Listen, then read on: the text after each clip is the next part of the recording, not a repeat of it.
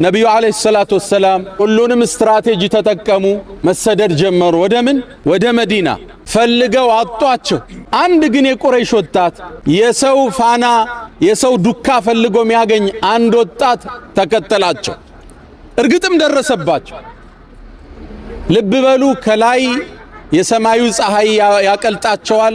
ከጀርባ 100 ግመል የተቀጠረለት ወጣት ያሳዳቸዋል። በዚህ መሃል ሆነው እየሄዱ ደረሰባቸው።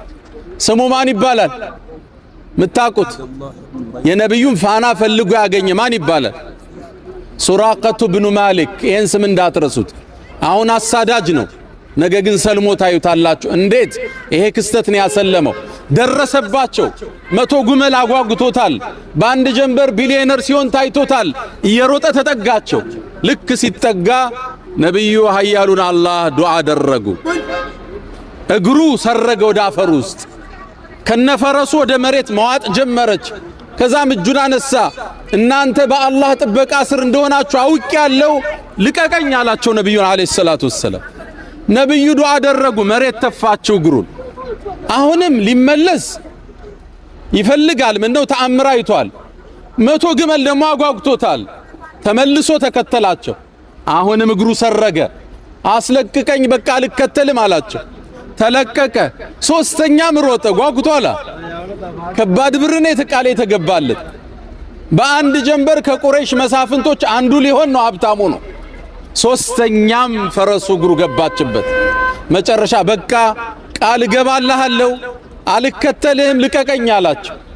ነብዩም ፈረሷ እንድትለቀቅ አላህን ጠየቁ። ፈረሷ አፈሯ ለቀቃት። መጨረሻም ነብዩ አለይሂ ሰላቱ ወሰላም ሱራቃ ቀረባቸው። እስልምናን እጃቸው ላይ ተአምሩን ሲያይ ተቀበለ። ከዛም የአላህ መልእክተኛ ከዚህ በኋላ ከኋላ የሚመጡትን እኔ መልሳለሁ አላቸው። አምኛለሁ፣ የአላህ ጥበቃ አንተ ጋለ፣ በዚህ መስመር ሰው የለም ብዬ እመልሳለሁ አሉ ነብዩ አለይሂ ሰላቱ ወሰላም። እዚህ ቦታ ላይ ሌላ ተአምር ተከሰተ። ፈከይፈ ቢከ ያ ሱራቀቱ ኢዛ ለቢስተ ሲዋሪ ኪስራ አሉት። አንተ ሱራቃ ወይ ነገሩ እንዴት ሊሆን ነው? የኪስራ እብኑ ሁርሙዝ የዓለማችን ኃያሉ ንጉስ የሱን ሲዋር ይባላል።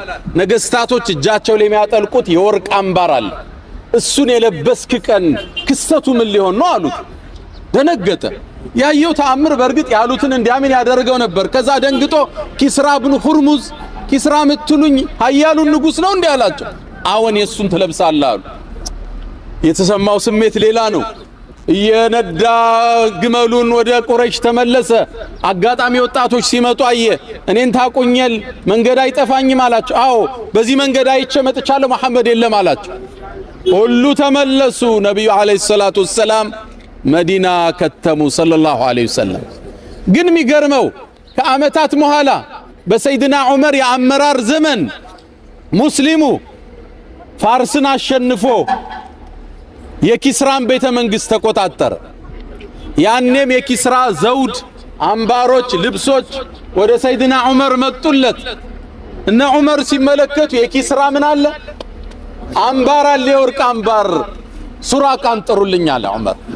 ያኔ ነብዩ በህይወት የለም ሰለላሁ ዐለይሂ ወሰለም። ሱራቃ ያነ ገበሬ ያነ ባለ ግመል እየሮጠ መጣ። ከስፊት ተሰለፈ። ነብዩ ምን ቃል ገብተውል ነበር አሉት። አይ አምባር ብለውኝ ነበር፣ ና ልበስ አለው ዑመር። ያ የወርቅ አምባር ለዛ ገበሬ እጅ ላይ ተጠለቀለት። የነብዩ ቃል ሆነ። ከዓመታት በኋላ